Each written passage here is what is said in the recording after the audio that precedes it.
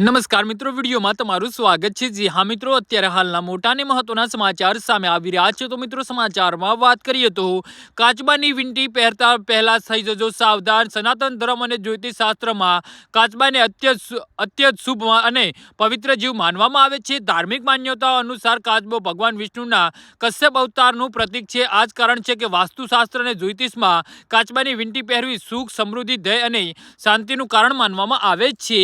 આજના સમયમાં લોકો તેને ફેશન તરીકે પણ પહેરે છે, પરંતુ શું તમે જાણો છો કે જાણકારી વગર તેને ધારણ કરવી તમારા માટે મુસીબતનું કારણ બની શકે છે? કાચબાની વીંટી પહેરવાના કડક નિયમો છે અને કેટલીક રાશિઓ માટે તેને પહેરવાની સખત મનાઈ છે। ચાલો જાણીએ કાચબાની વીંટી સાથે જોડાયેલી દરેક નાની મોટી વાત। તો કાચબો પાણી અને જમીનમાં બંનેમાં રહે છે, પરંતુ તેનો સંબંધ જળતત્વ સાથે વધુ રહે છે। પૌરાણિક કથાઓના અનુસાર સમુદ્ર મંથન સમયે ભગવાન વિષ્ણુએ કાચબાનું રૂપ ધારણ કરી મંદરાચલ પર્વતને પોતાની પીઠ પર ટેકો આપ્યો હતો અને કાચબાને દેવી લક્ષ્મીનો પણ પ્રિય માનવામાં આવે છે, કારણ કે માતા લક્ષ્મી પણ જળમાં પ્રગટ થયા હતા। તો તેને પહેરવાથી ઘરમાં ધનની આવક વધે છે અને તેને દરિદ્રતા દૂર થાય છે।